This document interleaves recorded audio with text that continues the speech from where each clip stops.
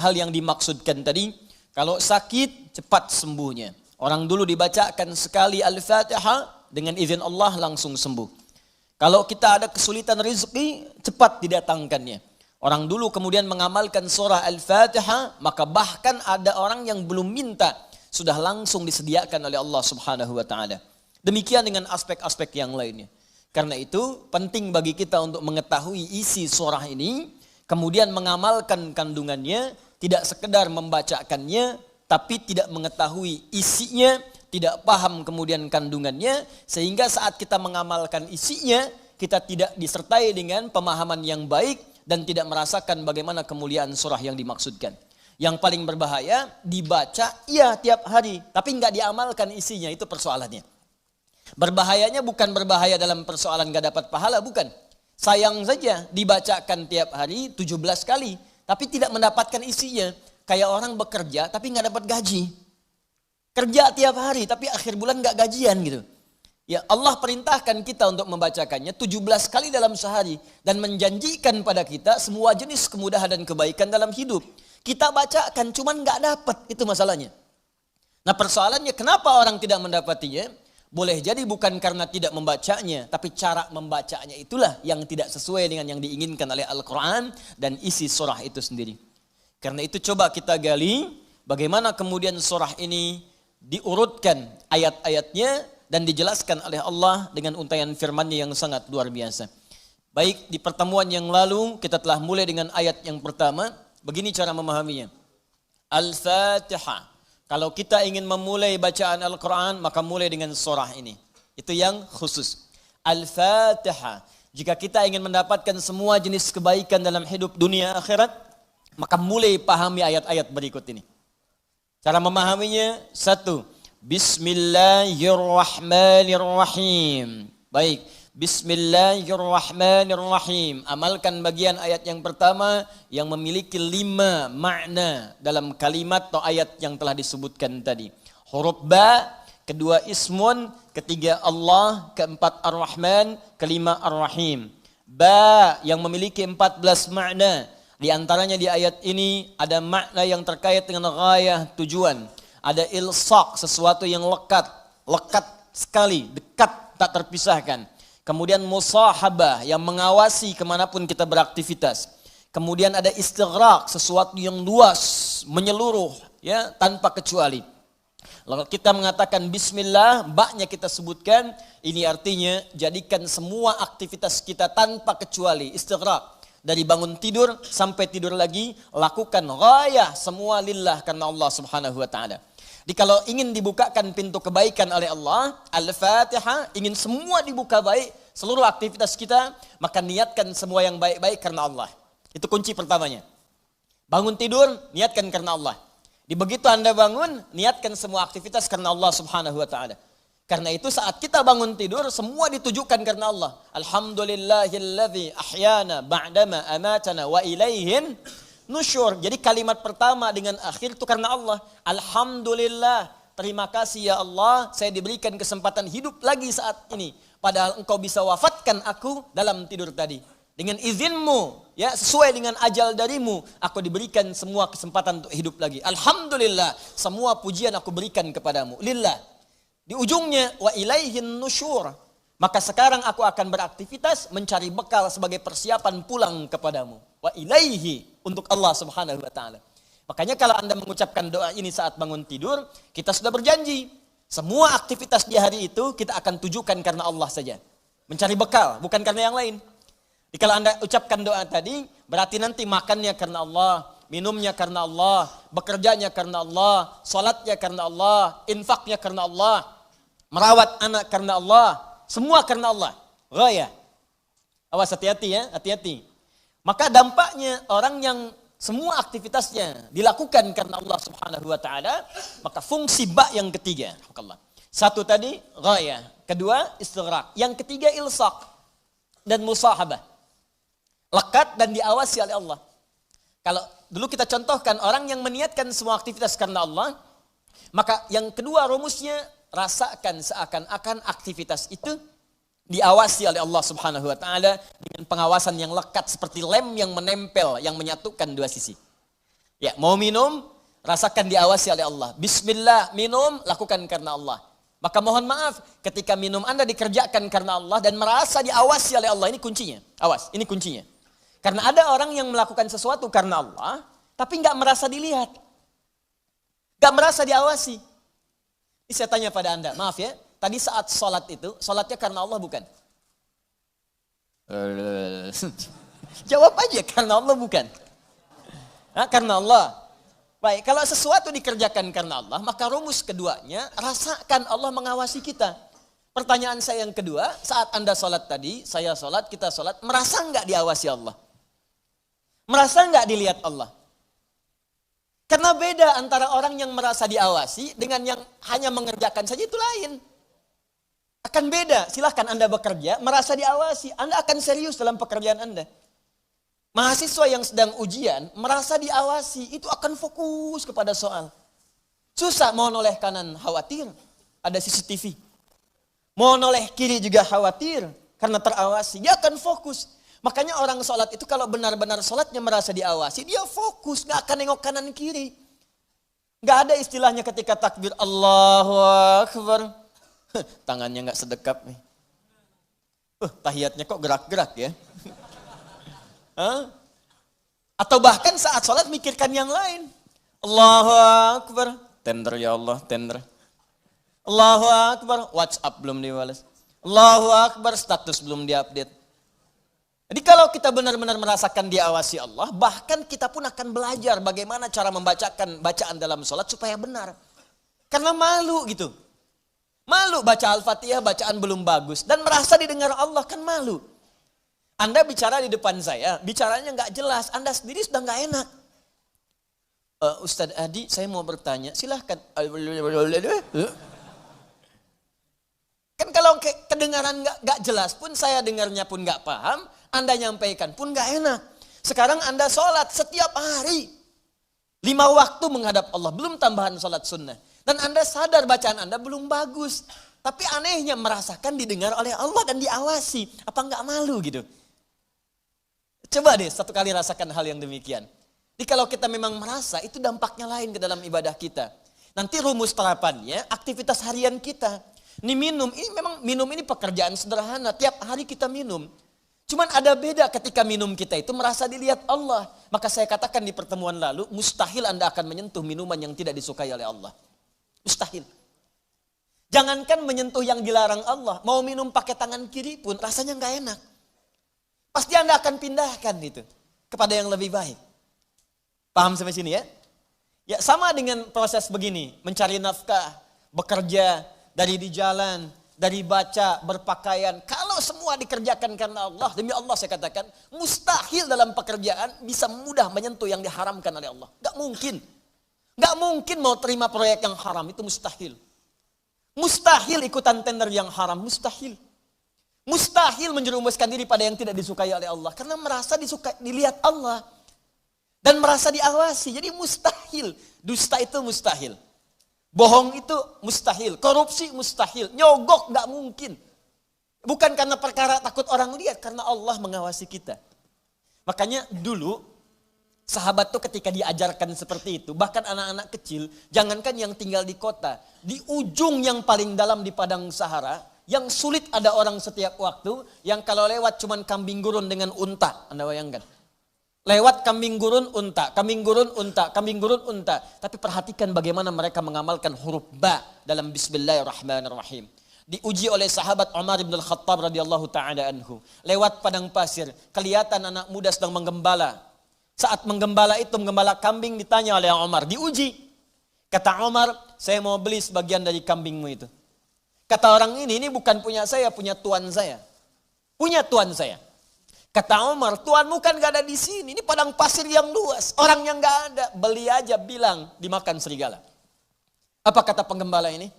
Lalu di mana Allah? Idzan fa'ain Allah. Bayangkan penggembala saja. Di padang pasir yang orang yang gak ada. Yang gampang saja bilang ini dimakan serigala. Dapat keuntungan banyak gitu. Luar biasa. Yang dia katakan pertama kali, bukan sekedar menolak. Gak mau takut ketahuan sama Tuhan. Takut ketahuan sama pemiliknya? Takutnya tidak. Pertama kali jawaban yang keluar, idzan aina Allah? Lalu Allah di mana? Allah di mana? Demi Allah saya katakan hakul yakin kalau setiap muslim merasakan dalam dirinya bahwa dia diawasi oleh Allah Subhanahu wa taala, maka lurus, damai, tenang, tentram dan baik semua urusan kehidupan. Enggak ada penipuan dalam perdagangan, enggak ada penipuan dalam hal-hal interaksi kehidupan. Tidak ada kecurangan, tidak ada keburukan, semua baik karena merasa dilihat oleh Allah Subhanahu wa taala. Itu baru huruf ba. Baru ba. Coba tiap hari kita baca itu. Satu huruf ini aja. Mohon maaf ya, selama hidup kita udah diamalin belum? Satu huruf ini aja. Ayo suami sama istri. Berapa kali berkata hal-hal yang tidak tepat? Istri terhadap suami. Berapa kali menerangkan sesuatu yang tidak tepat? Anak pada orang tua kepada anak. Walaupun hal-hal yang ringan. Bapak mau permen. Nanti papa beliin 1 truk. Kapan truknya datang? Ini huruf ba saja satu gitu. Anda menuntut banyak dari Allah, tapi Allah meminta kita mengamalkan 1 huruf aja, kita nggak maksimal. Coba lihat tuntutan kita setiap hari. Ya Allah lancarkan usahaku. Ya Allah luluskan dalam kuliahku. Ya Allah mudahkan pernikahanku. Ya Allah berkahi hartaku. Ya Allah lancarkan pekerjaanku. Banyak yang diminta, sembuhkan aku. Kata Allah, aku berikan semuanya. Amalin 1 aja huruf ba. Ba. Ketika benar mengerjakannya, ismun. Bimakna sumuun. Bimakna raf'un. Terangkat, dimuliakan, ditinggikan. Ketika benar mengamalkannya, maka Allah akan berkenan meninggikan derajat kita, memuliakan kita pada semua aktivitas yang kita kerjakan dalam kehidupan kita. Syaratnya 1, kerjakan semua karena Allah Subhanahu wa taala.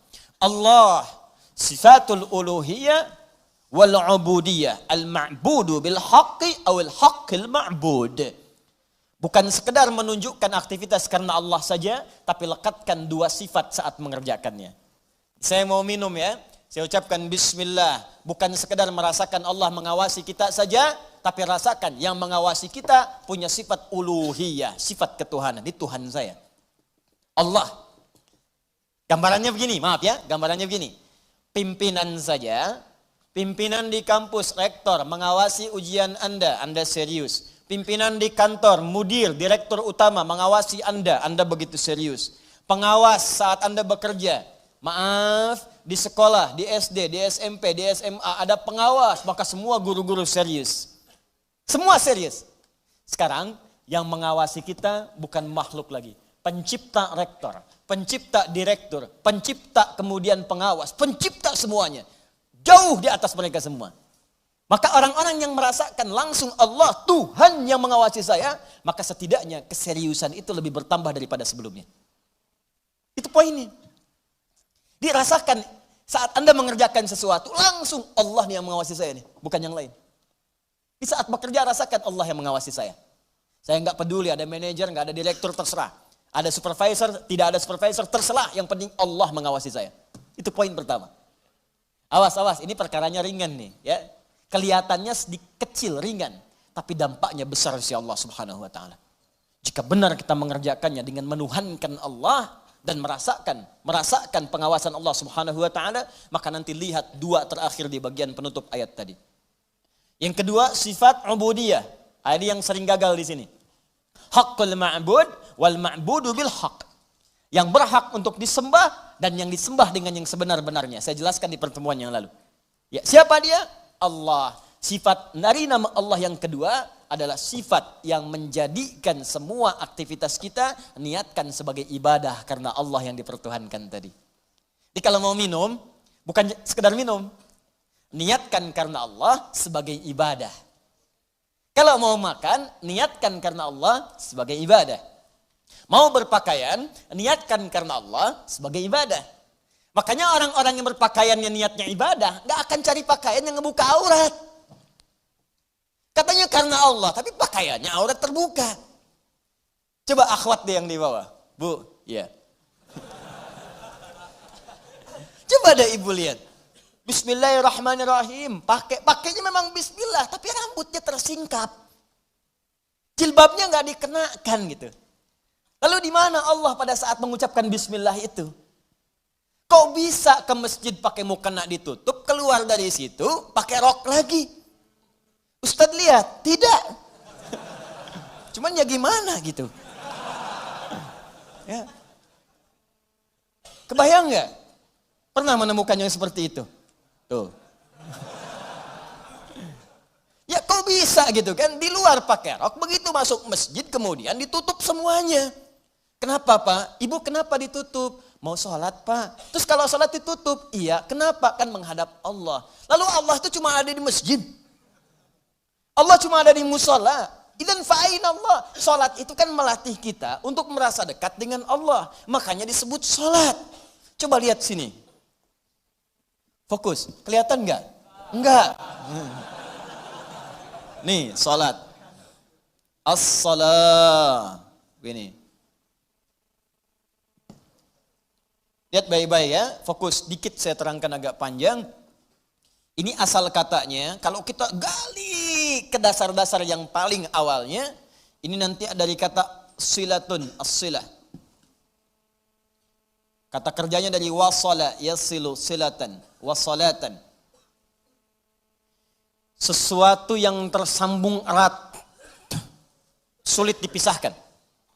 Silah, sesuatu yang tersambung erat, sulit dipisahkan. Pernah dengar kata ini? Silaturahim?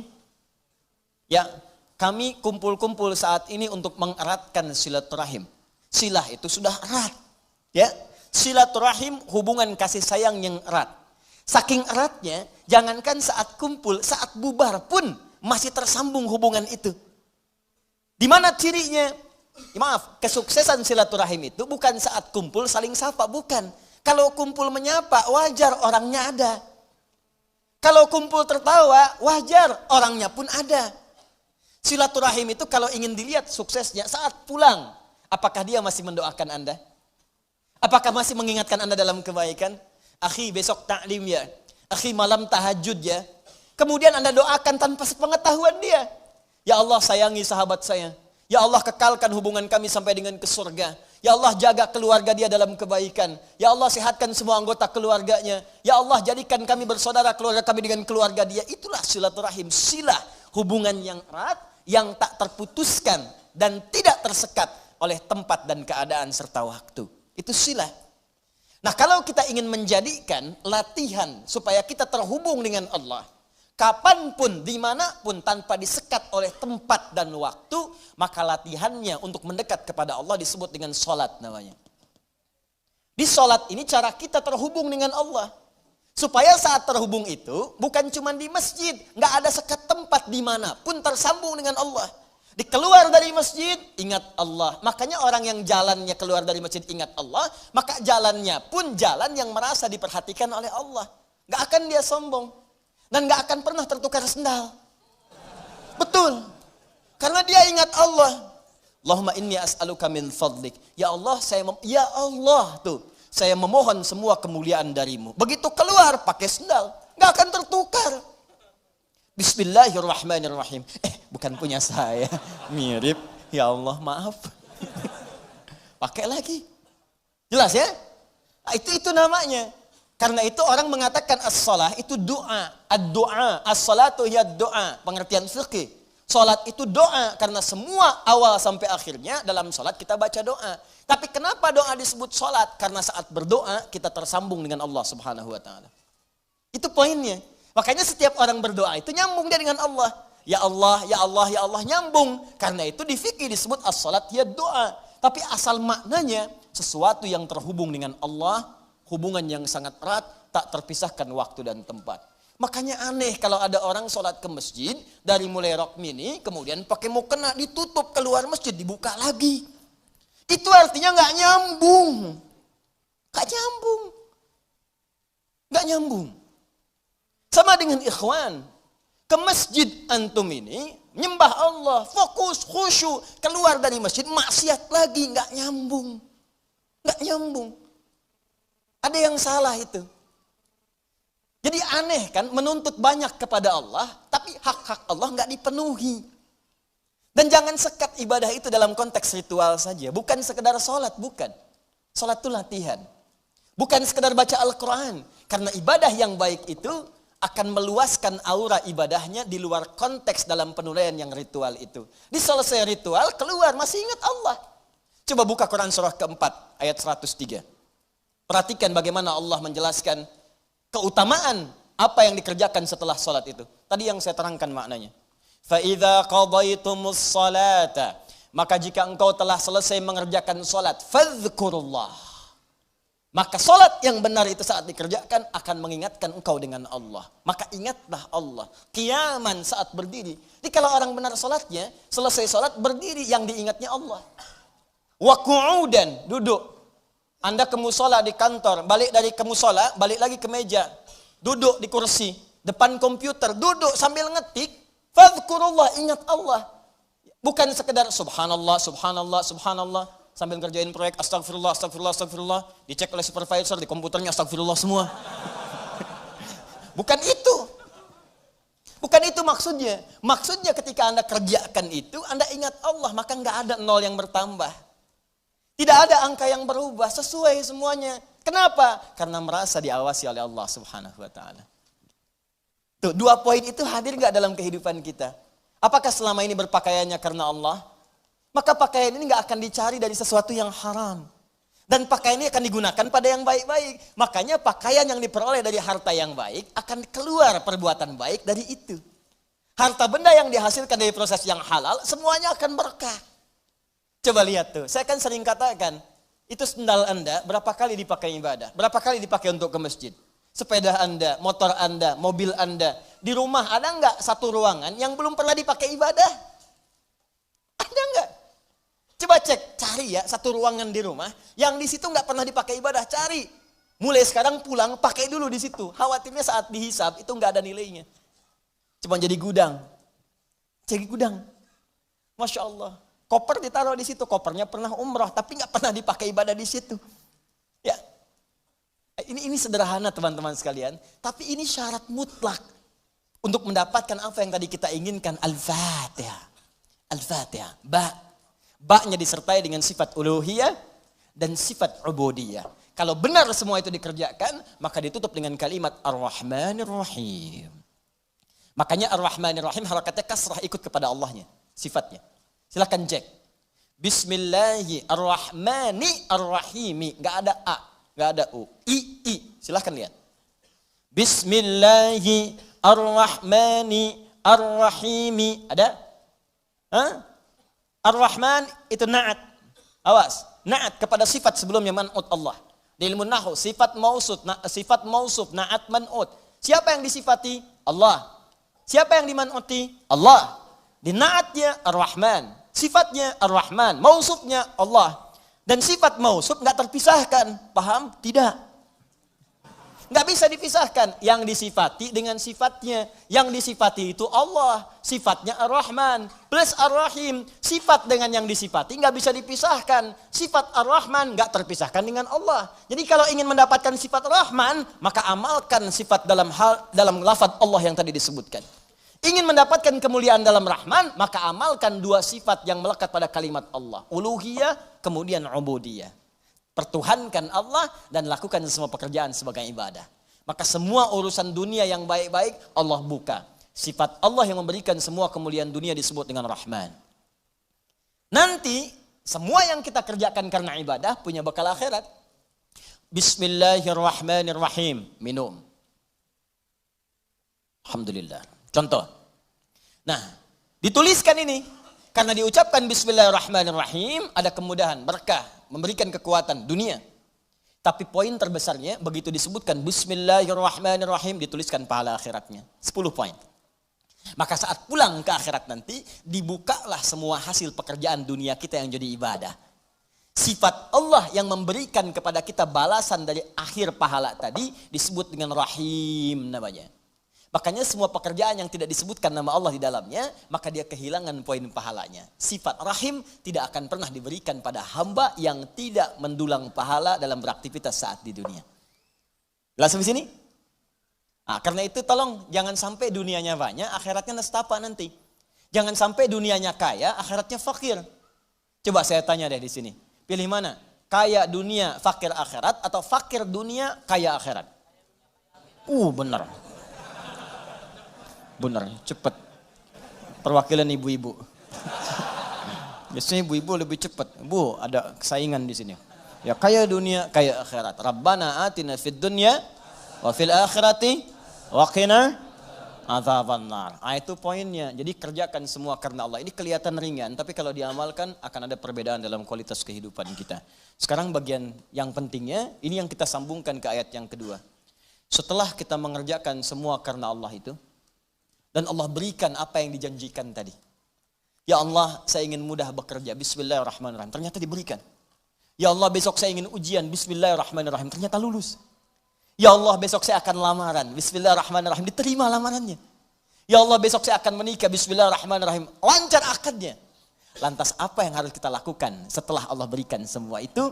Untuk bisa mengabadikan nikmat yang diberikan tadi atau bertambah dari yang sebelumnya. Maka itu yang akan kita bahas setelah menunaikan salat Isya nanti pada ayat yang kedua. Alhamdulillahi Rabbil Alamin. Kita jeda untuk menunaikan salat Isya berjamaah. Subhanakallahumma bihamdika asyhadu an la ilaha illa anta astaghfiruka wa atubu ilaik. Assalamualaikum warahmatullahi wabarakatuh.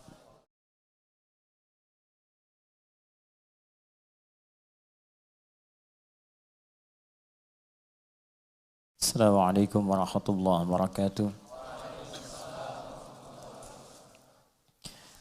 Alhamdulillah. Assalatu wassalamu ala Rasulillah wa ala alihi wa sahbihi wa man wala wa ba'd. Saudara-saudariku, kita telah menunaikan salat Isya berjamaah. Semoga salat kita diterima oleh Allah Subhanahu wa taala. Kita lanjutkan kembali bahasan kita dan saya mengajak kita semua untuk mempraktekkan apa yang telah kita bahas. Minimal yang pertama, kita niatkan pelajaran kita ini sebagai ibadah karena Allah Subhanahu wa taala. Dan silahkan yang menemukan kelapangan di setiap tempat, kalau masih ada ruang, silahkan bisa berbagi sehingga tidak terlampau nanti lelah untuk berdiri. Kemudian yang kedua, jika menemukan tempat silahkan bisa langsung duduk dan menyesuaikan. Ya, dulu orang banyak berdiri untuk menunggu kendaraan. Di terminal, nunggu bis berdiri, nunggu kereta berdiri. Sekarang Masya Allah di majlis ta'lim ada yang berdiri. Mudah-mudahan itu pertanda kebaikan-kebaikan insya Allah. Ya. Cuman kelamaan berdiri juga nggak baik. Boleh diluaskan ya. Tapi kalau sudah tidak memungkinkan di tempat Anda mendapatinya, di situ Anda duduk. Ya, kecuali tangga dan toilet. Ya, bisa geser sedikit. Baik. Orang yang menjadikan aktivitasnya semua karena Allah, ditujukan karena Allah, maka dalam mengerjakannya dia akan menerapkan dua sifat yang melekat pada nama Allah Subhanahu wa taala. Pertama adalah sifat uluhiyahnya. Rasakan saat mengerjakan itu diawasi oleh Allah Subhanahu wa taala sebagai Tuhan yang menciptakan kita dan akan yang menanyai kita di hari kiamat saat kita kembali kepadanya. Yang kedua, sifat ubudiyah kita kepada Allah. Jadikan pekerjaan kita itu sebagai ibadah karena Allah Subhanahu wa taala. Bukan sekedar salatnya, bukan sekedar puasa dan bacaan Al-Qur'annya, tapi semua aktivitas yang kita kerjakan dari bangun tidur sampai kita tidur kembali. Jika semua itu dikerjakan karena Allah, maka Allah akan mengangkat derajat kita, memuliakan kita dan meliputkan pada diri kita semua jenis-jenis kebaikan. Di dunia diturunkan sifatnya disebut dengan Rahman, di akhirat diberikan balasan pahalanya dengan menurunkan sifat yang mulia khusus bagi orang yang beriman, yaitu sifat Rahim. Jika kita telah menerima itu semua, terkhusus dalam kehidupan dunia kita. Tadi saya sampaikan, kita ingin besok ujian lulus, Allah luluskan. Kita ingin pekerjaan lancar, Allah lancarkan. Kita ingin dapat satu proyek berhasil, Allah tetapkan kita berhasil di dalamnya. Maka jika semua itu sudah Allah berikan kepada kita, badan sehat, pandangan awas, pendengaran jelas, kaki melangkah dengan nyaman, tidak ada persoalan pada tubuh kita, rumah juga sudah cukup, kendaraan baik, semua nyaman dalam kehidupan, maka apa yang harus kita lakukan kepada Allah Subhanahu wa taala? Maka turun ayat yang keduanya melanjutkan bagian yang tadi untuk mengabadikan nikmat atau bahkan menambahkan nikmat yang telah Allah anugerahkan kepada kita. Maka disampaikanlah oleh Allah Subhanahu wa taala, alhamdulillahi rabbil alamin. Alhamdulillahi rabbil alamin. Kita baca dulu tafsirnya dalam keterangan Al-Imam Ibnu Katsir rahimahullah dalam kitabnya Tafsirul Quranul Azim, supaya kita bisa mendapatkan pandangan dari ulama. Nanti saya jelaskan huruf per huruf, kalimat per kalimatnya yang memadukan dengan kitab-kitab yang sebagiannya telah sampaikan kepada Anda semua di pertemuan yang lalu. Halaman 35. Alhamdulillahi rabbil alamin. Firman Allah Subhanahu wa taala, alhamdulillahi rabbil alamin. Saya bacakan dulu kitabnya. Al-Qurra'us sab'ah ala dhammid dal fi qawlihi alhamdulillah. Semua para pembaca dalam riwayat yang 7. Jadi ada 7 riwayat dikenal dengan bacaan mutawatir. Ya, sab'ah qira'ah al-mutawatirah. Ya, 7 jenis bacaan ini bacaan yang diterima. Ingat ya, diterima oleh seluruh lapisan umat Islam yang tersambung sanadnya. Ya, beritanya, informasinya, pengajarannya ke Rasulullah sallallahu alaihi wasallam diterima dari malaikat Jibril alaihissalam, bersumber dari Allah Subhanahu wa taala. 7 jenis ini dibaca pada bacaan Al-Qur'an, juga dibacakan sah dalam salat. Ya, dibacakan sah dalam salat. Ya, misal kita dalam bacaan Al-Fatihah ada ayat nanti kita akan baca Maliki Yaumiddin. Ya, Maliki Yaumiddin. Maliki Yaumiddin. Maliki bisa dibaca panjang, 2 harakat mad tabi'i. Maliki Yaumiddin. Boleh dibaca pendek di mimnya, maknya. Maliki Yaumiddin. Maliki Yaumiddin. Kan? Misal, ihdinas siratal mustaqim. Ihdinas siratal mustaqim. Sirat. Ihdinas sirat. Boleh dibaca pakai sad. Ihdinas sirat. Hafaz dari Asim. Baca pakai sad. Ihdinas siratal mustaqim. Qunbul. Baca pakai sin pada awalnya. Ihdinas sirat. Ihdinas sirat. Ruwais pakai sin. Ihdinas sirat. Tapi lughah Quraisy menggunakan sad. Ihdinas sirat. Sirat. Ya? Boleh dibaca ismam. Ya? Seperti terdengar huruf zai. Ihdinas zirat. Ihdinas zirat. Ya? Baik menggunakan sin, sad ataupun ismam terdengar seperti zai, itu sumbernya sah, diajarkan dari Nabi SAW. Ya, kenapa? Karena ada orang biasa pakai sad. Ada orang yang biasanya pakai sin. Ya, kembali ke asal kalimat karena nggak bisa baca sad, bisanya sin. Di setiap disebutkan sad, sin, sad, sin, sad, sin. Ya, wah, ihdinas sirat, dia pakainya sin, ihdinas sirat. Ya, dipaksa-paksa sampai kiamat kurang 2 hari, nah, susah. Menglidahnya begitu. Ya, ada yang kedengaran A, ada yang E. Seperti sering saya sampaikan, ini yang paling mudah. Ya, nanti ada imalah kubra. Misalnya Hamzah punya 2 murid, Khalad dengan Khalaf. Imalah bacanya pakai E, termasuk Warsh, ya, pakai E. Warsh muridnya dari Nafi', Imam Nafi' rahimahullah, punya 2 murid, Qalun dengan Warsh. Qalun sekarang dipraktikkan di wilayah Afrika Utara, ya, kayak Libya, Tunisia, ya, Maroko, Aljazair itu pakai Qalun. Sebagian pakai Warsh, berasal dari Mesir imamnya. Ya, Warsh itu nama dari orang yang arti bacanya jelas. Ya, Warsh, di Warashati qiraati, karena jelasnya bacaannya. Ya, itu ada bagian tertentu yang menggunakan imalah. Jadi kalau kita baca wadduha, contoh wadduha, ini wadduha. Ya, wadduha wal laili idza saja ma wadda'aka rabbuka wa ma qala walal akhiratu khairul laka minal ula. Itu yang kita baca, hafaz dari Asim. Ya. Jadi kalau kita baca dengan menggunakan imalah, wadduha wal laili idza saja ma wadda'aka rabbuka wa ma qala walal akhiratu khairul laka minal ula. A jadi E. Ya, A jadi E itu loghah. Ya, biasa. Ada riwayatnya mutawatir sampai Nabi SAW. Apakah maknanya berubah? Tidak. Karena ada penduduk tertentu di wilayah-wilayah Arab itu yang kalau dibacakan A, dia bilangnya. Lahjah itu.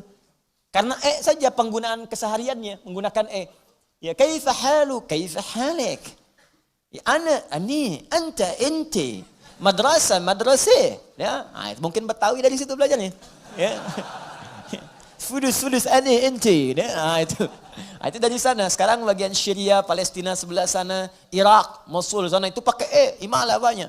Karena itu riwayatnya menggunakan Ya, karena mereka terbiasa dengan itu. Jadi kalau dipaksa-paksa pakai A pun susah.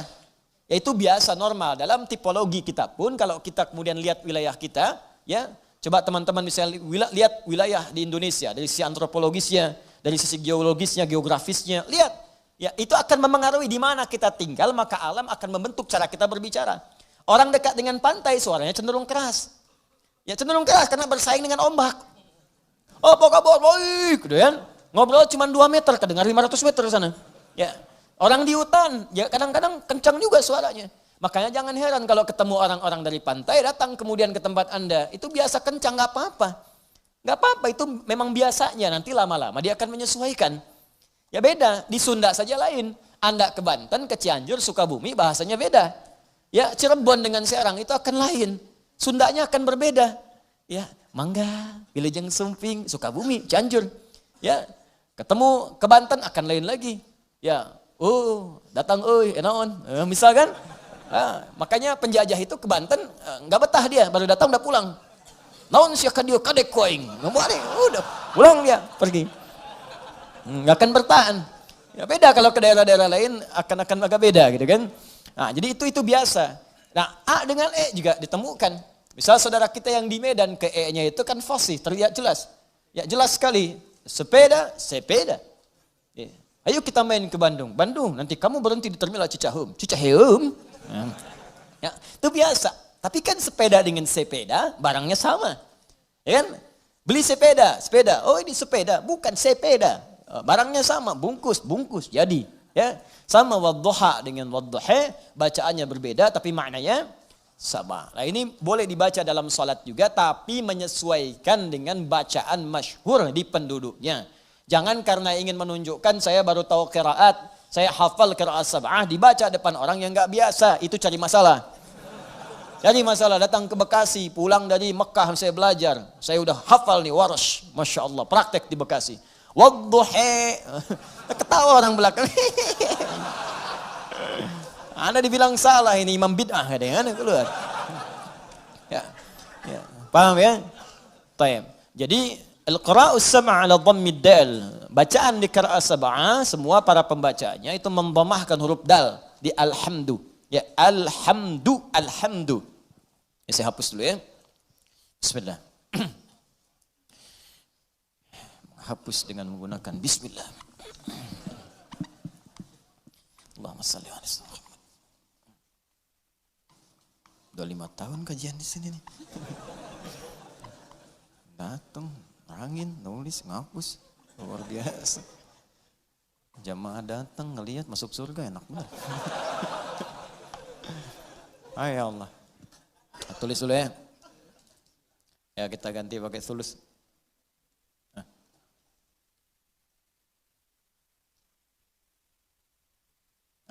Ya.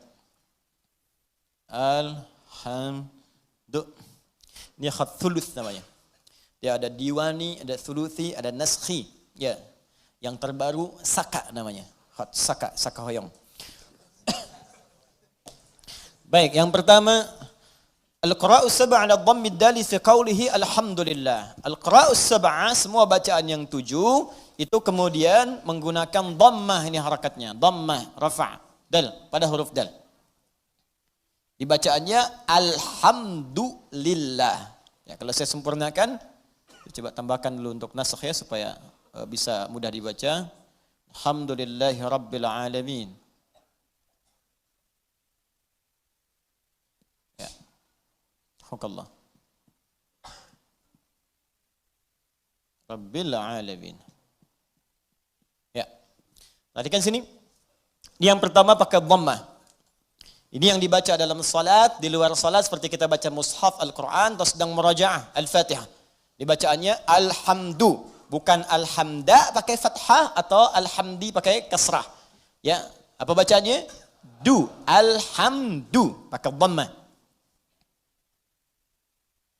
Jadi kalau dibaca dalam salat, jangan baca menggunakan fathah alhamda atau kasrah alhamdi, tidak. Baca menggunakan dhammah, alhamdulillah. Huwa mubtada'un wa khabarun. Huwa mubtada'un wa khabar. Di hukum i'rabnya, di gramatikal bahasa Arab, alhamdu itu mubtada. Mana khabarnya? Lillahi rabbil alamin. Alhamdu. Apa mubtada? Apa khabar? Nah ini yang berdampak nanti pada pemaknaan. Ya, berdampak pada pemaknaan. Mubtada itu dalam kaidah bahasa disebut dengan setiap kata berada di awal kalimat. Wah, setiap kata berada di awal kalimat mubtada. Nah, fokus ya, baik-baik. Setiap kata berada di awal kalimat. Itu baru nahwu. Mubtada'un marfu'un wa alamatu raf'ihi dhammatun zahiratun fi akhirih wa tanwinuhu mahdhufun lidukhulil alifi wal lami alaihi. Ya, alhamdu itu mubtada. Rafa', alamat rafa'nya dhammah, jelas kelihatan di akhirnya. Dhammah itu tidak menggunakan tanwin. Kenapa? Karena ada alif lam di depannya. Kalau enggak ada alif lam maka bacaannya hamdun. Ada masuk alif lam maka dibaca alhamdu. Itu mubtada. Tapi kalau dalam ilmu fiqh lughah, dalam fiqh lughahnya beda antara lughah nanti di nahwu. Nahwu itu standar bahasa gramatikal aja. Nahwu itu untuk menentukan apakah ujungnya a, i atau u dalam bacaan. Itu ilmu nahwu. Jadi kalau kita misalnya mengatakan, saya ingin katakan begini, syaribtul ma'a, ma'nya pakai a. A. Hadza al-ma'u, pakai u. Pakai u. Ma'a, syaribtul ma'a, pakai a. Hadza al-ma'u. Ya. Nazal al-qalam ila al-ma'i. I. Ma'a, ma'u, ma'i. Kapan dibaca ma'a, kapan dibaca ma'u, kapan dibaca ma'i. Itu nahwu namanya. Jelas ya? Maka nahwu berkaitan dengan harakat akhir. Perubahan-perubahan kata, yang kata kerja, itu saraf nanti. Perubahan kata kerja, saraf. Tapi nanti kalau ingin belajar apa maknanya, kenapa berubah di sini? Syaribtu dengan asyrabu apa bedanya? Ya.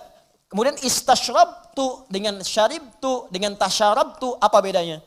Itu ilmu syaraf mengajarkan, tapi kalau ingin paham kedalaman perbedaannya, maka kita mesti belajar ke fiqh lughah. Nah, kenapa disebut mubtada? Apa kaitan dengan fiqh lughahnya? Perhatikan. Mubtada itu segala yang terletak di awal. Segala yang terletak di awal. Segala yang terletak di awal sifatnya kalau dalam bahasa itu umumnya disegerakan. Awal.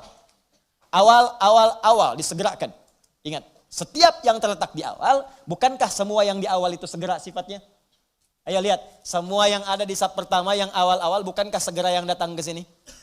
Orang yang datang jam 5 tempatnya di awal. Datang jam 6, jam 7 tempatnya agak ke belakang. Kenapa dia bisa di awal? Karena datang dengan segera. Paham? Nah, maka perhatikan baik-baik. Ketika ini hukumnya menggunakan rafa'. Rafa' itu diangkat. Dhammah itu harakat banyak. Banyak itu diangkat. Ya, lihat sini. Supaya enggak bingung. Ini mubtada, saya tulis dulu. Yuk kita praktek ilmu bahasanya. Ini dhammah. Dhammah itu yang harakat u. Jelas? Nanti ada maknanya, nanti saya jelaskan. Kemudian sifatnya rafa' di atas, rafa'. Wa alamat raf'ihi dhammatun zahirah, rafa'. Mubtada sesuatu yang di awal. Sifatnya segera. Dhammah sesuatu yang terkumpul, banyak. Terkumpul. Ini saya bicara fikih bahasa ya, bukan bicara masalah hukum tajwid. Awas, bukan bicara nahwu, bicara fikih bahasa. Kalau bicara nahwu selesai dengan harakat u, dhammah, a, fathah, i, kasrah, khafad, nasab, kemudian rafa, selesai. Tapi kalau kita mau bicara lebih dalam, kenapa disebut dhammah? Dhammah kenapa disebut dhammah, harakatnya u? Dari ilmu bahasa karena saat dibacakan in dhamma, mengumpul di mulut kita itu suara u, kumpul. Fathah disebut fathah terbuka karena lisan kita terbuka saat mengucapkannya. A. Ya, kasrah disebut kasrah karena harakatnya pecah di lisan kita sehingga keluar kecil. I. Ya, i turun ke bawah disebut khafad. I. Itu bacaannya. Tapi di fikih lughah beda maknanya. Beda. Sesuatu kalau menggunakan dhammah Indhamma menunjukkan sesuatu yang banyak. Jadi, kalau ada harakat misalnya, masuk menggunakan dhamma, harakatnya dalam satu huruf, itu di fikih bahasa makna pertamanya sesuatu yang mengandung hukum banyak. Indhamma yandhammu. Sesuatu yang banyak terkumpul. Dah, tahan. Paham sampai sini? Kalau terletak di awal mubtada, di awal kalimat, alhamdu terletak di awal. Nggak ada kalimat sebelumnya. Ayat kedua turun, alhamdulillahi rabbil alamin. Alhamdu, kalimat pertamanya, mubtada. Terletak di awal, menunjukkan sesuatu yang sifatnya segera. Jelas? Rafa, sesuatu yang tinggi. Tinggi di atas. Karena dhammah itu nggak pernah letaknya di bawah. Selalu di atas. Ya, sesuatu yang tinggi di atas. Wah, saya cek dulu. Dhammah bunyinya apa?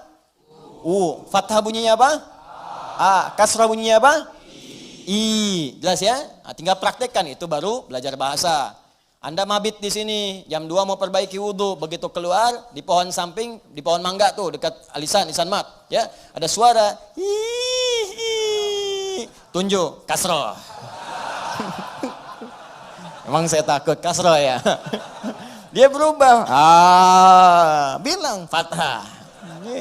Terakhir, dhammah, bis itu lari.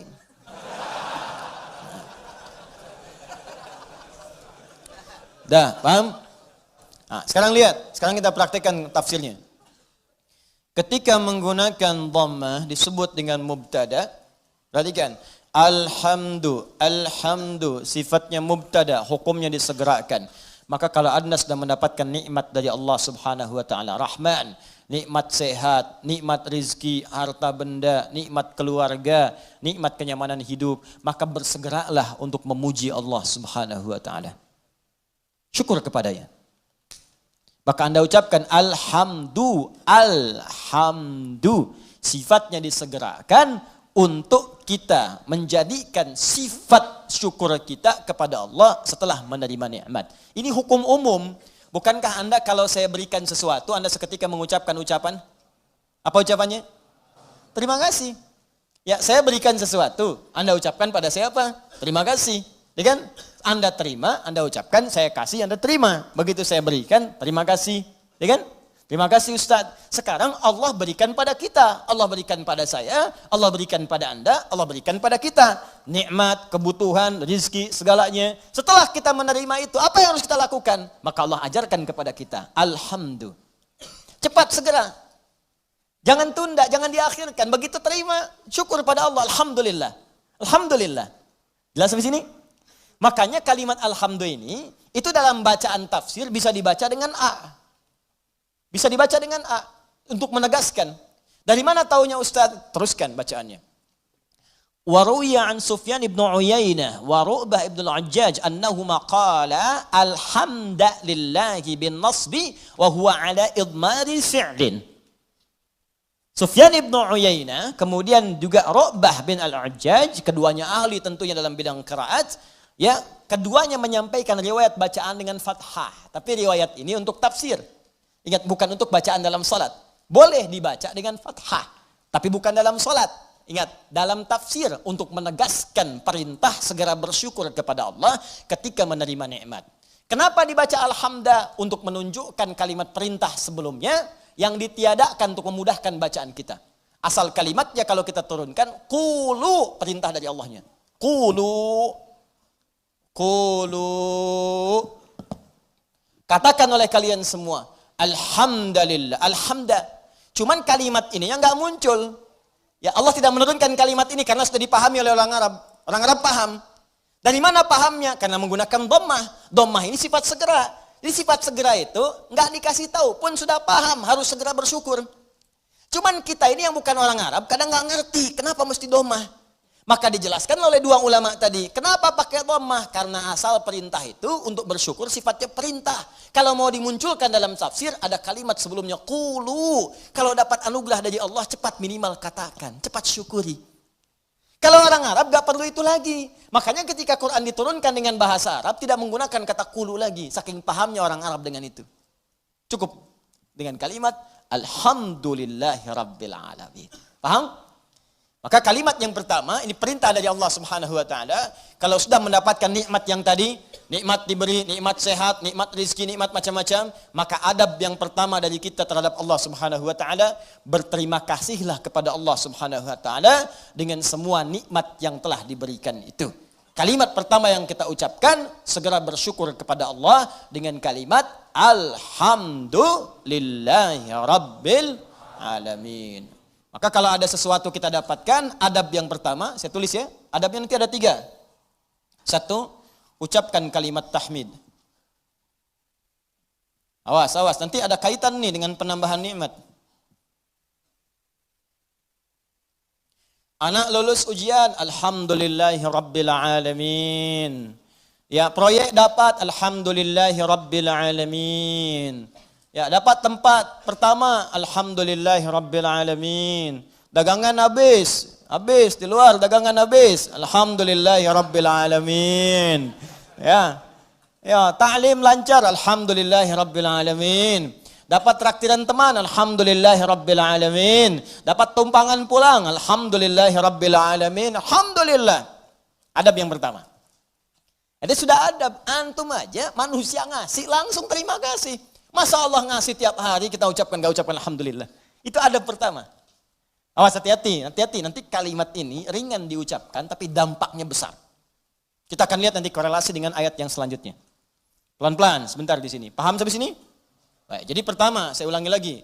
Saat kita kemudian mendapatkan semua anugerah dari Allah berupa nilai-nilai kebaikan, maka adab yang pertama, bersyukurlah kepada Allah dengan mengucapkan apa? Alhamdulillahi Rabbil Alamin. Baik, adab yang kedua. Fokus.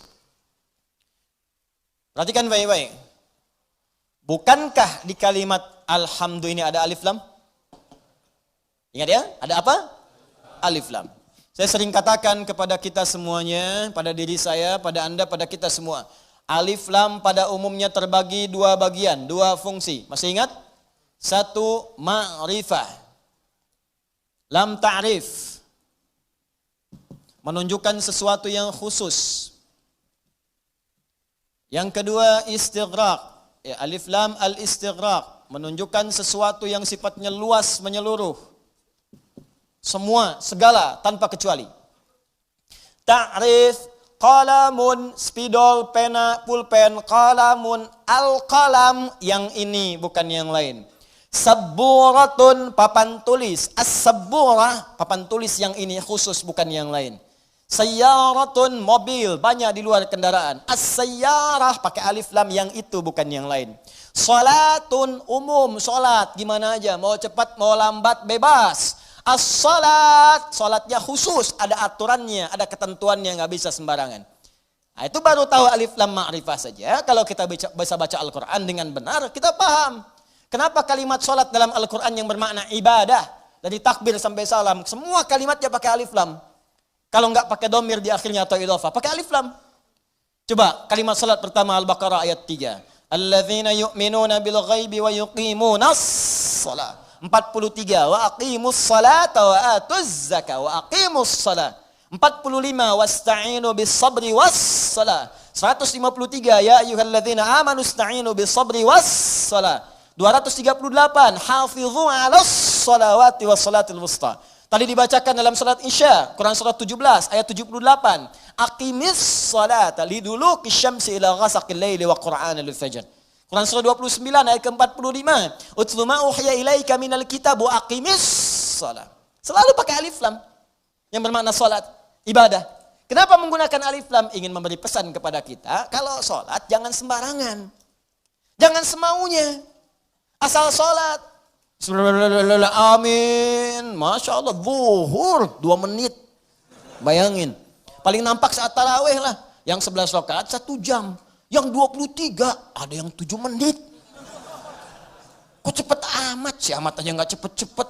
Lancar tiap tahun diulang-ulang, masa belum lancar juga?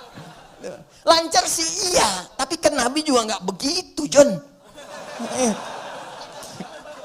Ada aturannya, ada tumakninahnya, kan? Ada ketenangannya. Kamu nggak tumakninah? Enggak, tumakninah sedang sholat sendiri tuh, paling belakang perempuan. Bukan itu. tenang, bacaan nyaman, fasihnya. Kan ada harakatnya, ada tajwidnya, ada sifatnya, ada makhrajnya, ada ketenangannya, ada doanya. Itu aturan, pakainya pakai alif lam. Ya, itu ma'rifah. Istighraq menunjuk pada yang luas tanpa ada kecualinya. Semua dicakup. Yang semua yang terdapat, tidak ada satu pun tersisa untuk yang lain. Semua tercakup. Nah, dua-duanya ini kita bisa terapkan dalam hukum kalimat alhamdu. Yang pertama, alhamdu. Kalau Anda ingin mengucapkan terima kasih, syukur kepada Allah Subhanahu wa taala, maka khususkan semua syukur itu hanya milik Allah saja. Jangan mengambil bagian darinya. Ini kalau sudah merasakan semua karena Allah, ini kan yang ngasih Anda selamat Allah. Yang ngasih anak Anda lulus bisa hafal Quran itu Allah. Yang bisa menjadikan Anda sukses dalam pekerjaan Allah. Kalau nggak berkehendak nggak bisa. Anda kerja sampai bertahun-tahun, sampai banting tulang, banting kepala, banting kaki, banting apapun. Semua dibanting. Kalau Allah nggak berkehendak nggak akan jadi. Dan kita sadar karena Allah. Maka dari itu ketika kita mendapatkan adab pertamanya, bersyukur terima kasih pada Allah. Khususkan pada Allah. Jangan ngambil bagian dari situ. Karena kita meyakini apa yang kita dapatkan semua sumbernya dari Allah. Paham? Nah, makanya jangan melibatkan diri kita. Ini adab keduanya. Jangan melibatkan diri kita saat kita ingin bersyukur dan mengucapkan terima kasih kepada Allah atas nikmat yang diterima. Contoh, Bu, ya. Ya karena ibu kan gak langsung di sini, ibu ada di bawah. Dan bisa teman-teman yang bergabung, ini kami khusus ruang atas untuk ikhwan, laki-laki. Ya, jangan ada yang pakai cadar di sini, ingat. Awas, begitu dibuka kumisan, tidak. Ini untuk ikhwan. Ya, bawah akhwat, ada bagian khusus. Coba deh ibu atau antum ikhwan ya, sering kemudian mengantar anak, ujiannya bagus, hafal Al-Quran, bagus. Pernah sering ada yang berucap begini, Masya Allah ukhti, luar biasa ya anaknya bisa hafal Quran. Ya Allah akhi, Masya Allah luar biasa, nilai antum sempurna. Akhi Masya Allah pekerjaan antum luar biasa bagus, beda dengan yang lain-lain sebelumnya. Pernah ada orang kadang memuji seperti itu? Nah saat muncul kalimat itu sadari, ini titipan dari Allah. Barangkali ada yang belum kita syukuri. Kita belum sempat terima kasih nih sama Allah nih. Atau diuji, sadar nggak bahwa itu tuh pemberian Allah. Kalau Allah berkehendak bukan anak kita yang hafal, anak orang lain. Cuma dititipkan pada anak kita untuk menguji apakah kita ini mampu nggak bersyukur kepada Allah. Mampu nggak menyerahkan urusan kita kepada Allah. Sadar nggak bahwa Allah yang kasih. Makanya orang tua yang baik ketika mendapati anaknya hafal Al-Quran misal, juara pertama di sekolahnya. Dipuji oleh orang lain, gurunya bahkan mengatakan, ibu Masya Allah anaknya luar biasa, pintar, cepat pahamnya. Alhamdulillahirrabbilalamin. Ini semua karena Allah Subhanahu Wa Ta'ala. Adab pertama. Tapi kalau sudah mengucapkan itu, hukum alif lam ma'rifah berlaku. Khususkan hanya pada Allah, kita jangan ngambil bagian dari situ. Kalau ngambil bagiannya, maka berkurang sifat pujiannya. Ibu Masya Allah anaknya luar biasa bu, cepet pahamnya. Hafalan Qurannya sempurna. Yang lain 2 tahun, dia 2 bulan dah hafal. Masya Allah. Alhamdulillahirrabbilalamin. Semua karena Allah Subhanahu Wa Ta'ala. Ya memang saya juga tiap hari sih ngasih. Saya dampingi, terus malam didoain. Cek tahajud, sujud. Kalau cek mau bisa begitu. Habis tuh. Jelas ya? Nah, jadi jangan ambil bagian dari situ. Jadi kalau sudah al pakai alif lam, nggak ada walaupun, meskipun, walau demikian itu hilang. Ya, ada ikhwan misalnya kadar Allah sakit di rumah sakit. Hari pertama udah lebih baik, ditanya sering lupa nih kalimat begini. Gimana akhi? Alhamdulillah lebih baik. Ya walaupun udah nggak usah. Ya walaupun sedikit lagi, udah nggak usah pakai walaupun, meskipun, walaupun, walau demikian itu udah hilang. Karena udah ada alif lam. Jelas ya? Udah ada alif lam. Ini tuh kayak sederhana beneran deh. Bener saya serius. Ya ba, satu huruf, cuman maknanya dalam. Alif lam. Ya alif lam cuman al dibacanya. Tiap hari al itu banyak, tapi yang ini tuh beda. Beda dengan yang lain. Anda boleh gunakan al pada yang lain, tapi al melekat pada alhamdu beda. Lain dengan al pukat, lain dengan al kalin, lain dengan al yang lainnya. Beda. Jadi al di sini khusus. Ketika disebutkan al di sini, lekatkan semuanya karena Allah. Gak usah campuri pakai yang lain-lain. Makanya setan itu sering menggerakkan di hati kita pada sisi nafsu. Supaya itu dikurangi. Jadi nilai pahalanya berkurang. Bukan cuma nilai pahala, nanti saya sebutkan kalimat yang lainnya. Begitu nanti yang ini sempurna, Turun nanti pernyataan dari Allah Subhanahu wa taala. Begitu benar, akan datang lagi yang lebih besar dibanding yang sebelumnya. Datang, meningkat lagi, meningkat lagi, meningkat lagi. Ini yang paling dahsyat. Tapi hukum yang kedua ini mesti berlaku. Jadi begitu ada pujian, ada apapun, ucapkan apa? Alhamdulillahi Rabbil Alamin. Tutup bagian diri kita yang ingin maju ke depan. Sudah. Tapi, kenapa tapi Pak? Tapi semua ini dari Allah. Tidak ada peran saya sedikit pun di sini. Jelas sampai sini? Time. Dan berlaku yang kedua yaitu istighraq. Pada semua jenis kenikmatan yang kita raih. Ya, awas hati-hati, jangan cuma di satu sisi saja. Awas hati-hati, hati-hati, hati-hati, hati-hati. Lupa kita itu. Dapat yang terasa materi, alhamdulillah. Iya, alhamdulillah. Dapat proyek, dapat promosi, alhamdulillah. Keturunan, alhamdulillah. Alhamdulillah. Tapi lupa. Bukankah mata ini kadang dirawat oleh Allah untuk tidak sakit? Berapa kali bersyukur dengan nikmat mata ini? Berapa kali bersyukur dengan nikmat telinga yang jelas terdengar? Berapa kali bersyukur dengan nikmat kaki yang bisa melangkah?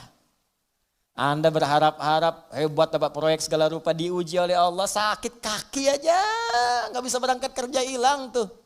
Jutaan, ratusan ribu, sekian, sakit, hilang. Cuman kaki aja satu, kena duri aja, ya tak, dah.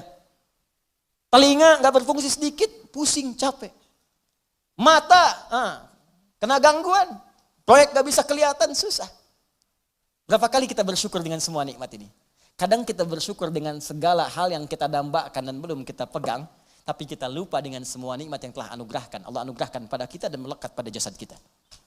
Maka dari itu dipaksa kita untuk mengucapkan kalimat ini setiap selesai salat.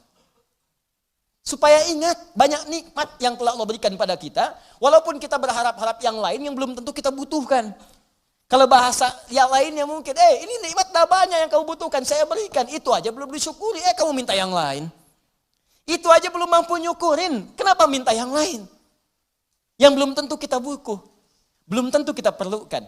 Makanya setelah kita subhanallah, subhanallah, subhanallah, subhanallah, ba'da salat apa yang diucapkan? Alhamdulillah, alhamdulillah, alhamdulillah, alhamdulillah, alhamdulillah. Supaya sadar telah banyak nikmat yang kita peroleh, yang kadang kita menuntut banyak hal yang belum tentu kita butuhkan, tapi kita telah mendapatkan limpahan rahmat yang telah kita perlukan selama hidup kita. Jelas? Nah, bagian terakhir, adab yang ketiga. Ini adab pertama, ucapkan tahmid. Ya, satu. Adab yang kedua, jangan mengambil bagian. Atau kita bisa tegaskan dengan kalimat, tujukan khusus kepada Allah, khusus kepada Allah. Jadi jangan mengambil bagian dari tahmid kita itu, saya naikkan ke atas sebagai adab kepada Allah. Dalam semua nikmat yang Allah berikan kepada kita, baik terasa ataupun yang belum terasakan. Ya, yang terasa sifatnya ini, yang kita dapati dalam kehidupan kita. Yang belum terasakan, yang kadang-kadang kita ikhtiar baru kita peroleh. Jangan bedakan semuanya. Semua setiap kita dapati, alhamdulillah. Makanya kalau berzikir pasca sholat, jangan cuma di lisan. Saat alhamdulillah itu, kaitkan dengan nikmat yang telah kita dapatkan. Jadi begitu mengucapkan alhamdulillah, alhamdulillah, alhamdulillah. Bayangkan mata sehat, telinga sehat, kaki sehat, hati sehat, pikiran sehat, bening semuanya. Ya, anak sehat, semua sehat, istri sehat, suami sehat. Alhamdulillah, alhamdulillah. Makanya bersyukurnya nikmat. Alhamdulillah, alhamdulillah, alhamdulillah, alhamdulillah, alhamdulillah, alhamdulillah. Tapi gak ada yang nyampe ke hati gitu. Gak ada yang nyampe. Coba deh ucapkan pelan-pelan. Alhamdulillah, alhamdulillah, alhamdulillah. Rasakan. Ini itu tenang ke hatinya itu. Enak gitu. Zikir yang terasa itu nikmat ke hatinya. Dan ada ketenangan dalam jiwa kita. Ada getaran. Ada getaran tersendiri. Enak rasanya itu. Ada sentuhan ke hati kita. Ya, sentuhlah ia tepat di hatimu. Maka ia akan jadi milikmu untuk selamanya. Ya, sentuh. Maka bacakan zikirmu dengan bahasa hatimu sehingga terjadi koneksi antara hati dengan lisanmu. Catat dulu, mana dulu. Bacakan. Alhamdulillah, alhamdulillah, alhamdulillah. Tenang. Ala bidzikrillahi tatma'innul. Yakinlah kalau zikirmu benar kepada Allah, hatimu akan tenang. Ala itu harful ikhbar wa taukid, menyampaikan sekaligus menekankan. Jadi kalau zikirnya hati belum tenang, berarti ada yang enggak benar zikirnya, ada yang belum tepat. Paham ya? Nah, itu dhammah banyak terkumpul. Banyak. Semua segalanya milik Allah. Jadi semua punya Allah itu banyak. Jadi semua aktivitas kita yang kita dapatkan nikmatnya itu semua punya Allah. Banyak punya Allah, nggak berkurang. Banyak. Banyak. Nah, yang terakhir, ingat baik-baik, kalimat alhamdulillah itu mengandung makna syukur. Syukur. Ya, kalau manusia berterima kasih, kalau kepada Allah kita bersyukur. Baik. Apa artinya syukur? Ya, syukur itu kalau mau dicatat boleh, kalau mau didengar, dihafalkan atau disimak kembali pun tidak ada masalah, yang penting paham. Paham maksudnya. Syukur itu ungkapan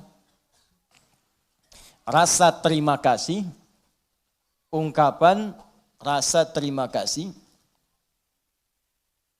dan bahagia, ungkapan rasa terima kasih dan bahagia atas nikmat yang diperoleh,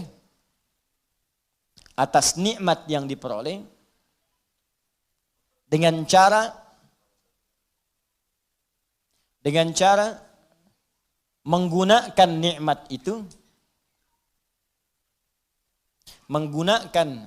itu sesuai dengan ketentuan yang telah Allah tetapkan.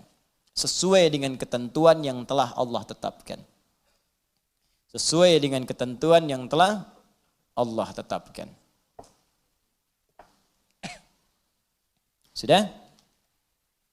Baik. Ungkapan terima kasih atau bahagia dan bahagia atas nikmat yang diperoleh dengan cara menggunakan nikmat itu sesuai dengan ketentuan yang telah Allah tetapkan. Baik. Awas, ini kalimat singkat tapi isinya padat dan akan sangat berdampak dengan kuantitas. Ya, peningkatan nikmat setelahnya yang akan kita peroleh dari Allah Subhanahu wa taala. Kalau syukurnya benar, maka nanti limpahan nikmat berikutnya akan semakin bertambah. Perhatikan baik-baik. Awas, ini bagian ketiga ini yang sering gagal. Di syukur ini, adab pertamanya alhamdulillah, betul. Begitu menerima, alhamdulillah. Adab keduanya, tujukan semua karena Allah. Tapi di adab yang ketiga, ini yang paling penting dan tidak sedikit orang gagal di sini. Jangan cukupkan syukur pada kalimat alhamdulillah. Tapi optimalkan nikmat yang diraih itu sesuai fungsinya yang telah Allah tetapkan. Misal, Allah kasih pada kita nikmat sehat di mata, melihat jelas. Kita bisa bedakan objek, ini laki-laki, ini perempuan. Ini peci putih, ini peci yang hijau. Ini peci biru, ini peci yang hitam. Bahkan yang paling nikmat, paling besar, kita bisa membedakan nikmat hak dan batil. Nikmat halal dan haram. Ini halal, itu haram. Baik, ini hak, ini batil. Jujur itu hak, dusta itu batil. Mencari dengan yang benar, itu hak, korupsi itu haram, batil. Itu nikmat luar biasa. Ini tayangan yang hak, ini yang batil. Baik, ketika kita dapatkan semua nikmat itu, maka syukuri. Maka cara mensyukurinya, tempatkan, gunakan mata ini, nikmat mata, untuk melihat sesuai dengan apa yang telah Allah tetapkan. Apa fungsi mata yang telah Allah tetapkan? Bukan sekedar melihat. Saya sering katakan, saya sering sampaikan, dalam Al-Quran, fungsi mata itu bukan sekedar melihat.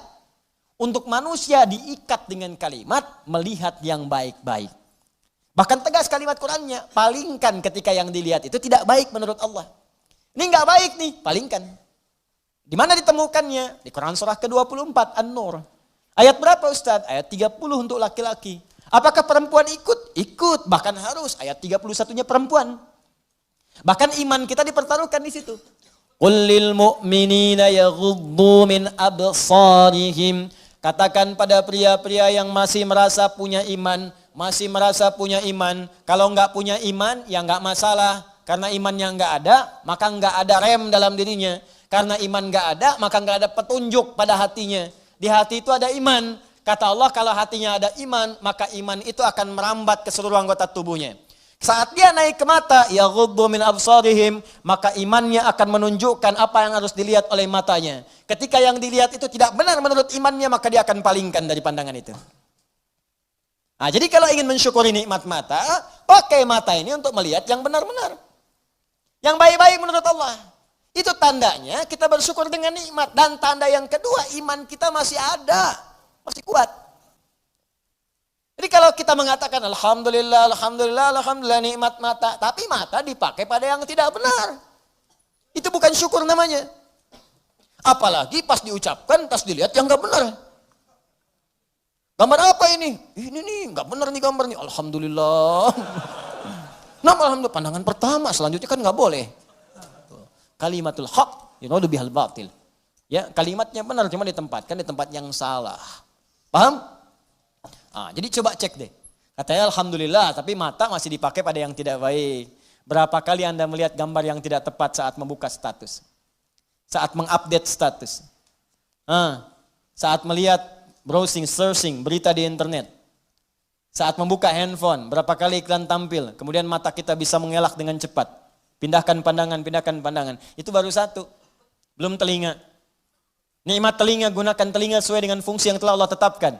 Kata Allah, jangan dengar yang tidak baik. Ya ayyuhalladzina amanu, hai orang-orang masih merasa punya iman. La yaghtab ba'dukum ba'dha, jangan dengarkan gibah. Jangan bergibah, jangan dengarkan gibah. Jangan bikin acara gibah, jangan jadi pelaku gibah. Sekarang dikemas, jadi acara TV. Itu yang repot, gibah. Ya, bikin situ tulisan. Memang kadang-kadang gini, kalau maksiat itu jangan dikemas-kemas. Semakin dikemas kelihatannya semakin bagus. Dijualnya jadi menarik. Bikin aja title yang langsung tunjukkan pada tingkat maksiatnya. Ya, jadi kalau ada tayangan-tayangan gosip, langsung antum sebarkan berita. Tayangan gibah. Gitu aja. Sebarin tuh ke yang lain, share. Tayangan gibah. Terus turunkan ayat Quran di bawahnya. Khusus bagi orang Islam. Islam saja supaya nggak jadi tersangka nanti. Gampang. Udah. Paham ya? Jadi gitu aja, nanti hilang sendiri. Ya, jadi dan jangan jadi pelakunya, katanya muslim tapi jadi pelaku gibah. Aneh. Jelas ya, iman kita dipertaruhkan di situ. Tuh, itu baru mata ke telinga, belum ke lisan. Ya, lisan pakai untuk apa? Bicara yang benar. Makanya Nabi itu mengikat dua saja. Maaf, man kana yu'minu, iman lagi tuh. Man kana yu'minu billahi wal yaumil akhir falyaqul khairan aw liyasmut. Siapa yang masih merasa beriman pada Allah dan hari akhir. Kenapa ada hari akhir? Menunjukkan hisab. Dihisab. Wafat dihisab. Itu penegas tuh. Jadi kalau melanggar ketentuan ini, maaf berarti iman bermasalah. Yang kedua merasa ringan saat dihisab. Falyaqul khairan, katakan yang baik-baik. Jadi kalau masih punya iman, yang enggak baik itu enggak akan dikatakan.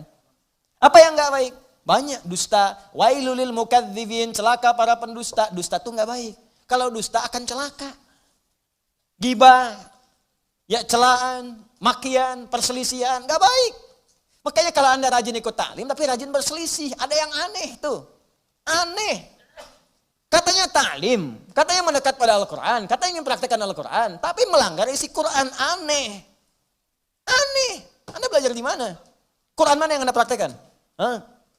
Mana iman Anda?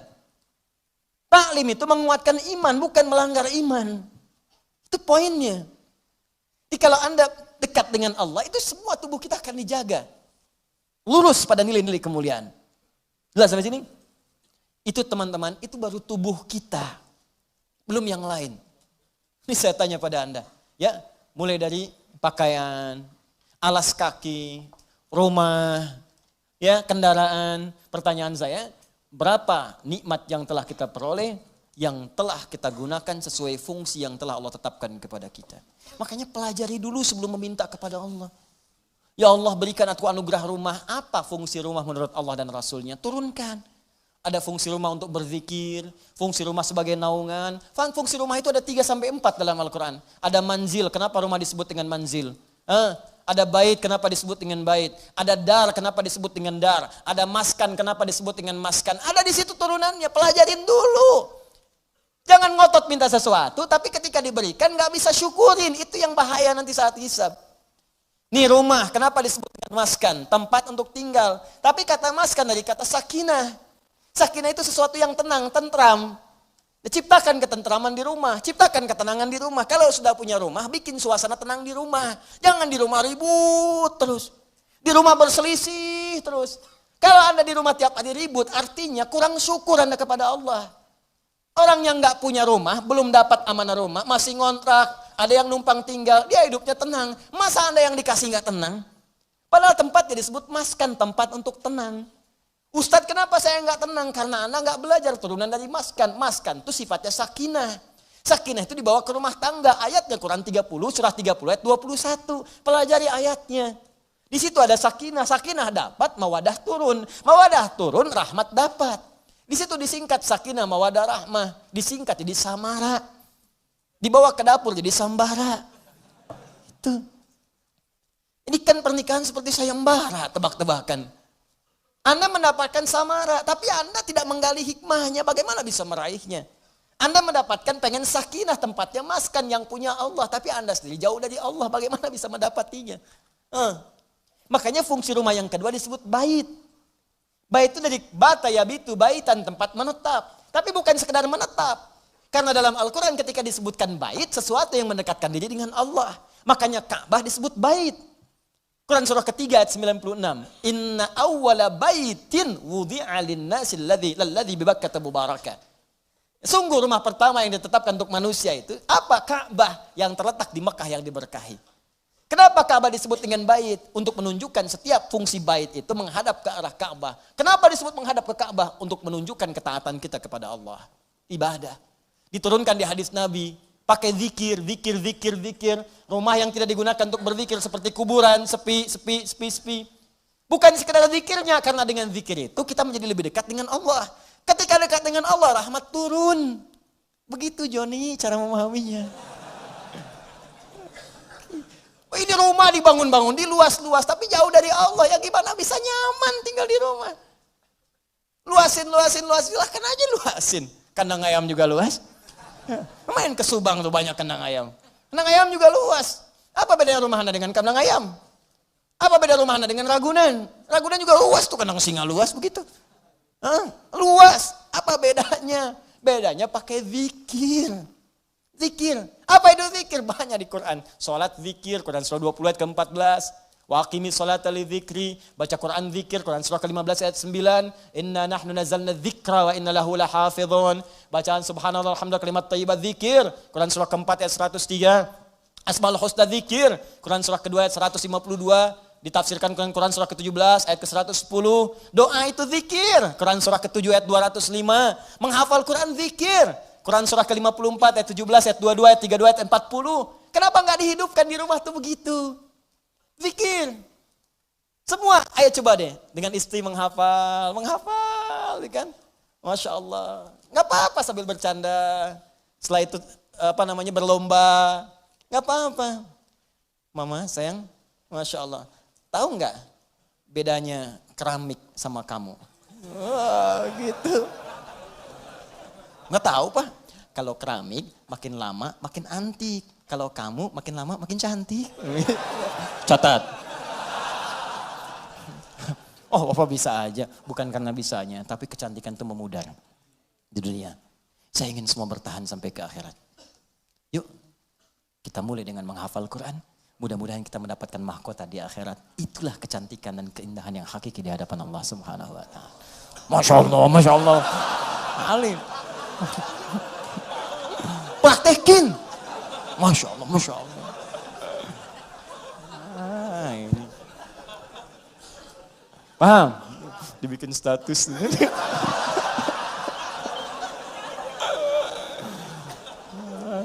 Aduh.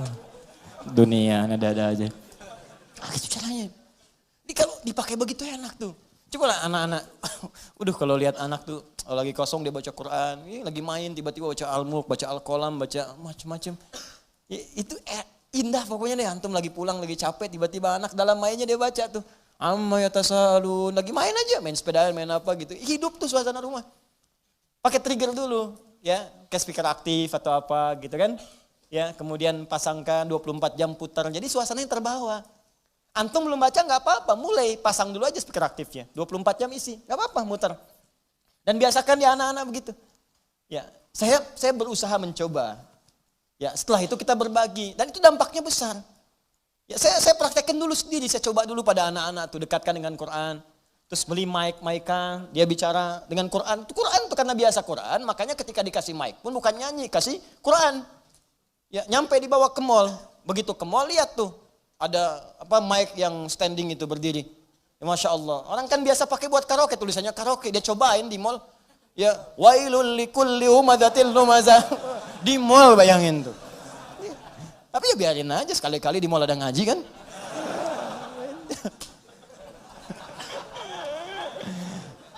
Tapi ya begitu gitu. Itulah nikmat, itulah syukur. Syukur itu butuh realisasi, bukan cuma ucapan. Alhamdulillah rumah kita besar, syukur aja silakan undang bagi dengan tetangga, alhamdulillah. Tapi buktikan, jangan setelah undang tetangga segala rupa, lupa lagi dengan Allah. Tuh kalau digali banyak, ada maskan, ada bait, ada dar, ada manzil. Manzil nazala, turun, manzil tempat menurunkan. Apa yang diturunkan situ? Turunkan keturunan. Makanya jangan pernah bermaksiat di luar rumah. Setelah berumah tangga ada rumah, lakukan semua hubungan di dalam rumah. Jangan maksiat di luar rumah.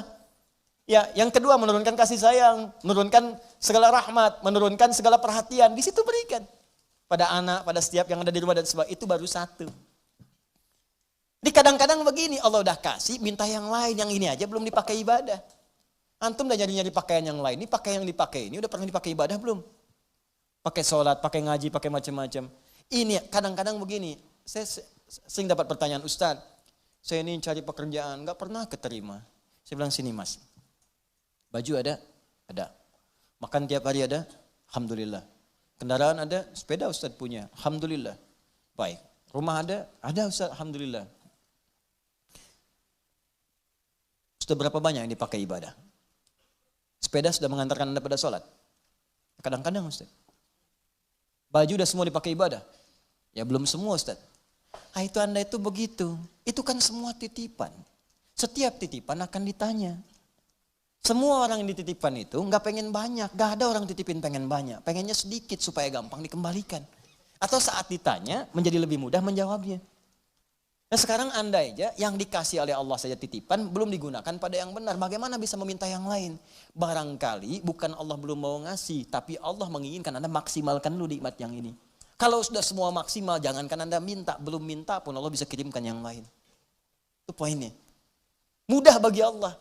Karena Allah mampu menguasai semua alam. Jangankan pengen pekerjaan. Semua alam pengen dikasihkan. Jangankan menguasai, merawat semuanya, memberikan semuanya, ngasih, memberikan, merawat, mencukupkan, semua diberikan. Sifat yang memberikan, merawat, memenuhi semuanya tanpa kecuali dalam bahasa Arab disebut dengan rububiyah.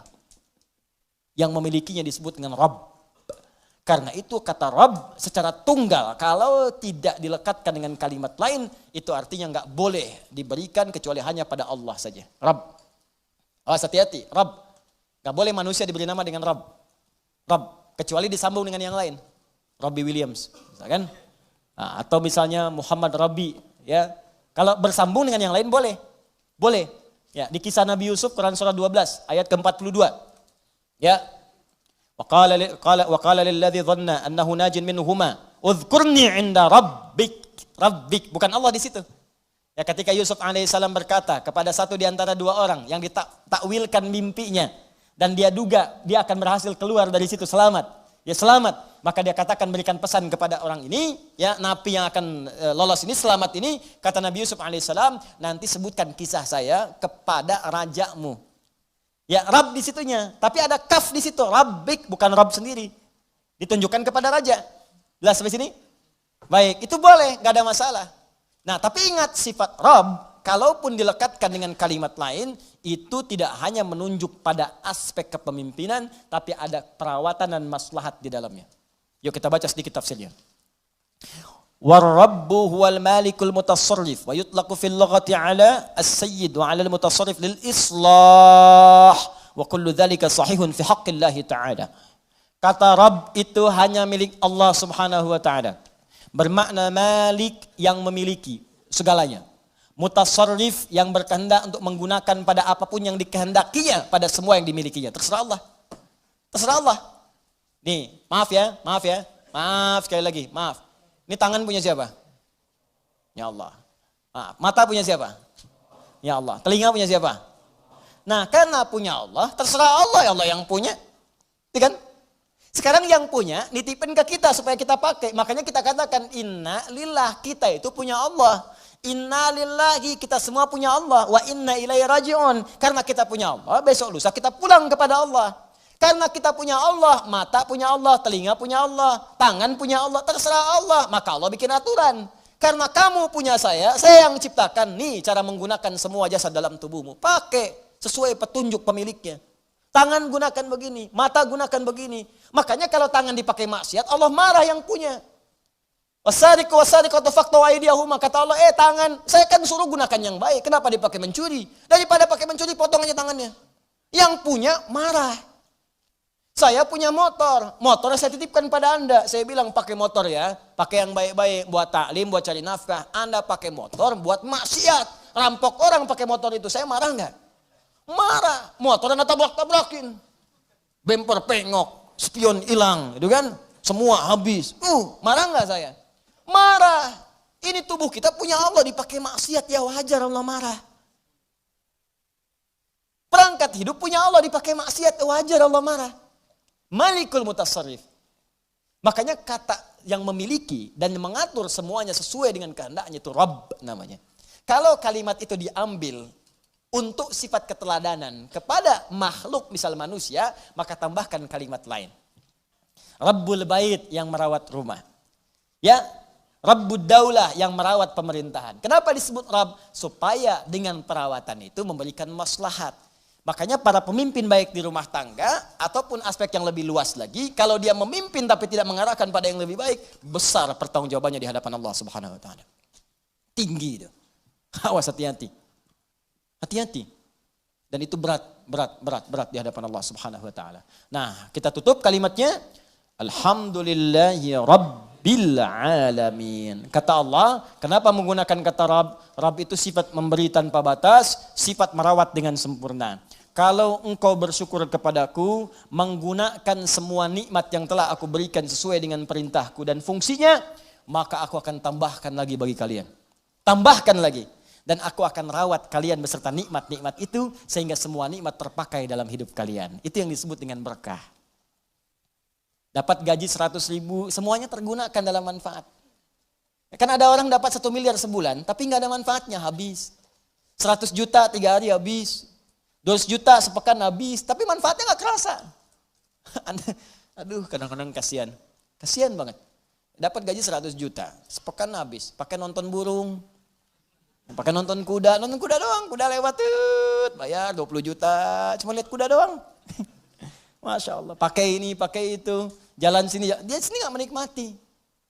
Kalau berkah nggak apa-apa, makin banyak makin berkah. Banyak beri orang lagi, sedekah lagi, berkah nggak apa-apa. Ya, pilih mana? Sedikit tapi berkah atau banyak tapi berkah? Banyak tapi berkah. Banyak berkah. Ya berangkat umrah, berangkat haji, sedekah, infak, ini banyak berkah, banyak. Alhamdulillah, nggak apa-apa. Tapi sering terjadi banyak dikumpul-kumpul, dia sendiri nggak merasakan itu. Dan yang paling dahsyat itu kadang berkelahi dengan orang yang dipegang aja di tabungannya belum habis. Itu sekarang banyak orang aneh itu, banyak orang aneh. Beneran, serius saya. Banyak orang aneh. Kalau Anda cek kekayaannya luar biasa. Miliaran, triliunan dan sebagainya. Tapi masih mengharapkan yang lain, itu aja belum kepake buat dia. Bawa uang aja 1 miliar, masuk ke restoran, makan, mau makan apa situ? Itu aja belum habis. Sudah pengen makan aspal, makan hutan, makan ini, makan itu. Allahu Akbar. Apa yang mau dimakan? Kasihan saya. Kasihan bener. Hidupnya kasihan, dikumpul-kumpul kepake enggak. Mati aja, udah. Udah selesai itu. Jadi cuma mewariskan masalah. Dan kalau enggak berkah, celaka. Begitu dia meninggal, orang rebutan, anak cucunya rebutan. Saling tembak, saling bunuh, meninggal. Enggak ada yang dapet. Kan sering saya bilang kayak 2 orang rebutan mobil, dua-duanya meninggal. Mobilnya cuma ketawa. Paham ya? Nah, maka kalau kita benar menggunakannya, Rabb, sifat rububiyah itu muncul. Allah akan merawat. Maksudnya menjadikan semua nikmat yang Allah berikan pada kita berkah. Kepake semua. Kepake, ada manfaatnya. Berkah itu ziyadatul khair, nilai kebaikannya bertambah. Nah, kemudian sifat Allah untuk memberikan tambahan itu dialihkan, diuraikan pada kita dengan melimpah. Tambah. Kata Allah, jangankan rumahmu yang kecil itu, semua alam saja tanpa batas saya bisa rawat. Jangankan kau minta yang sedikit, minta semua alam pun aku berikan karena aku Rabbul Alamin. Karena itu sifat lillah, alhamdulillahi, harakatnya. Kemudian sifat yang kedua ikut. Rabbi bukan Rabbu. Rabbi i-nya menunjuk kepada Allah tadi. Seperti Bismillahirrahmani. Ya, Rahmani i ke Allah. Maka Rabbi ke Allah. Rabbil alamina. Kata Allah, akulah Tuhan yang merawat, yang menguasai semua alam. Alam saja sudah jamak bentuknya. Alam, jamak. Alamin, jam'ul jamak. Jamak dari semua jamak. Jadi kalau ada yang banyak, semua yang banyak itu aku kuasai, kata Allah. Manusia sedikit. Kalau kau mau minta, aku berikan. Apa yang kamu inginkan? Kalau kamu ingin aku rawat, aku rawat. Jangankan kamu, semua alam aja aku rawat, apalagi cuma kamu. Jelas ya? Nah, maka dari itu, pada ayat yang ketiganya, Allah turunkan kemudian ayat yang sangat indah untuk menerapkan kaidah di ayat yang kedua ini. Perhatikan baik-baik. Kalau Anda benar-benar bersyukur kepadaku, kata Allah, menggunakan nikmat dengan baik, sesuai peruntukanku, aku akan tambahkan kepadamu, aku akan rawat nikmatmu, bahkan apapun yang kamu minta, walaupun sepenuh alam, aku akan berikan jika engkau itu butuhkan. Karena aku penguasa, pemilik, dan pengatur semua alam tanpa kecuali. Maka turun Quran surah ke-14 ayat ke-7 di kaidah ini. La in syakartum la azidannakum. Kalau engkau bersyukur kepadaku, la azidannakum, maka aku akan tambahkan kepadamu. Masih ingat teman-teman sekalian? Kalimat alhamdulillahirabbil alamin, bukankah kalimat syukur? Syukur atas apa? Nikmat yang kita peroleh. Di mana nikmatnya? Di kalimat ayat pertama. Bismillahirrahman. Rahman nikmat dunia. Rahim nikmat akhirat. Saat mendapatkan nikmat dunia, alhamdulillah. Begitu kita alhamdulillah, benar alhamdulillahnya, Allah tambahkan rahmannya. Syukur lagi, Allah tambahkan rahimnya. Pahala tambah lagi. Rahmannya tambah, lipatkan lagi. Sekarang motor, besok mobil. Sekarang mobil, besok bis. Sekarang bis, besok kereta. Nambah. Karena itu ketika Anda alhamdulillahirabbil alamin, maka Rahman dan Rahim Allah akan tambahkan. Rahman dunia, Rahim dalam urusan akhirat. Karena itulah pada ayat selanjutnya turun lagi kalimat Ar-Rahmanir Rahim. Untuk menegaskan ketika Anda benar bersyukur kepada Allah, maka sifat Rahman dan Rahim berupa pemberian Allah akan terus dilimpahkan kepada kita. Dan itu janji Allah dalam kalimat La in syakartum la azidannakum. Maka selesai pembahasan dua ayat sekaligus, ayat yang kedua dan ayat yang ketiga. Sekarang pertanyaannya, kalau ada orang yang tidak bersyukur dengan semua itu, dan dia merasa itu punya dia. Seperti Korun pernah dicontohkan dalam masa-masa yang lampau. Sekarang muncul lagi korun-korun milenial misalnya. Ya, korun-korun kekinian. Maka penting kita ingatkan ada ancaman yang berlaku dalam Al-Quran dan penegasan tentang apa yang terjadi jika seseorang merasa memiliki bukan sebagai titipan yang harus tingkatkan syukurnya kepada Allah Subhanahu wa taala. Itu nanti yang kita bahas di pertemuan berikutnya dengan turunnya ayat yang keempat, Maliki Yaumiddin. Baik, izinkan saya menyampaikan pengumuman. Yang pertama, kita bersyukur bahwa Allah berikan kemerdekaan pada negeri kita sampai 74 tahun. Dan kita berdoa semoga negeri ini Allah berikan keberkahan, kedamaian, kemakmuran insyaAllah. Karena itu saya mengajak kepada seluruh anak bangsa Indonesia seluruhnya, mari kita bangun negeri ini yang kita cintai dengan mengerjakan semua yang terbaik untuk negeri kita ini. Kalau bekerja yang jujur, bekerja yang benar. Kalau bangun yang baik. Jangan berbuat curang, hindari segala sesuatu yang tidak baik. Bukan hanya kita berada di sini sebagai warga negara Indonesia, tapi sadarilah kita ini hamba Allah yang akan wafat dan pulang menghadap kepada Allah Subhanahu wa taala. Maka saya ingatkan kepada para pengurus negeri, Presiden, Anda itu hamba Allah, Anda akan wafat, Anda akan pulang dan dimintai pertanggungjawaban. Menteri-menteri Anda hamba Allah, bukan sekedar pejabat di dunia, Anda akan wafat, Anda akan pulang, Anda akan dimintai pertanggungjawaban oleh Allah Subhanahu wa taala. Para rakyat, kita hamba Allah, kita akan pulang, kita akan wafat, dan dimintai pertanggungjawaban oleh Allah Subhanahu wa taala. Karena ini mumpung masih hidup, mudah-mudahan di bumi ini kita lahir, di bumi ini kita wafat dikuburkan dan menjadi saksi bahwa kita pernah beramal soleh di bumi Indonesia ini dengan Allah Subhanahu wa taala. Yang terakhir, insyaallah bagi siswa-siswa yang telah terdaftar untuk dikirim pendidikan, baik pendidikan da'i nanti di Al-Azhar di bulan September untuk 2 bulan duat se-Indonesia ada 10 orang. InsyaAllah nanti bersiap-siap, nanti kami informasikan kembali. Untuk yang Sudan ada 40 orang kami kirimkan insyaAllah di tahun ini. 30 insyaAllah untuk Jami'ah Afriqiyah Alamiyah, yang 10 untuk di Tajul Hafizin, Insya Allah ini sedang menunggu informasi dari Kementerian Luar Negeri dari Sudan, dan dalam waktu dekat insya Allah akan ada. Kalau sudah ada itu bersiap-siap, diinfokan, mungkin 2 pekan paling lambat setelah itu bersiap-siap untuk berangkat, dan akan ada pembinaan sebelum berangkat. Mudah-mudahan kalian jadi ulama, bisa meneruskan. Saya bangun-bangun sekarang, ini bangun Quantum Akhir Institute, bangun untuk media, bangun untuk macam-macam, itu semua wakaf lillahi ta'ala, sampai kita sedang siapkan bangun untuk pesantren. Nanti kalau misalnya Anda pulang telah selesai, Andalah yang kemudian akan meneruskan itu. Ya kalau saya besok lusa wafat, lebih dulu dibanding Anda semua, Anda insya Allah meneruskan semua perjuangan itu, jangan berhenti, termasuk di majlis ini. Ya masjid, majlis ini, itulah yang kita kerjakan, dan kita akan bergantian satu dengan yang lainnya. Ya itulah hidup, dan itulah jalan kita untuk beramal saleh. Niatkan benar karena Allah Subhanahu Wa Taala, termasuk Anda, para ayah, para ibu, besok lusa kita semua wafat, maka anak-anak yang akan meneruskan perjuangan kita. Maka sekolahkan mereka di tempat yang baik. Ya berikan pendalaman Al-Quran, berikan kesempatan untuk belajar mendapatkan bimbingan salat, supaya kalau kita wafat tenang kita, karena mereka akan membawa nama baik kita sampai kembali menghadap kepada Allah Subhanahu Wa Taala. Itu nasihat saya, semoga Allah meridhai kita semua, dan saya memohon maaf kepada seluruhnya apabila dalam taklim sampai hari ini ada banyak kekurangan dan kesalahan-kesalahan yang tentunya Anda dapatkan. Kalau dalam materi itu salah, gampang, tinggalkan aja dan cari pendapat lainnya lebih baik. Tidak usah banyak berdebat, tidak usah banyak diperselisihkan. Tapi adabnya Anda bisa tanyakan kepada saya. Kalau memang itu salah, saya sendiri juga akan menyampaikan bahwa itu keliru. Tinggalkan pendapat saya, ambil pendapat yang lain lebih benar. Ketimbang Anda cuma publikasikan atau bikin sesuatu yang tidak ada solusinya di situ. Kalau ternyata Anda yang salah, saya tunjukkan, oh bukan seperti itu pemahamannya. Maka kemudian Anda pun tidak perlu repot untuk meralatnya. Karena di situ ada nilai-nilai kebaikan yang mungkin kita bisa belajar bersama. Ya, saya kira itu. Allahumma taqabbal minna innaka antas samiul alim.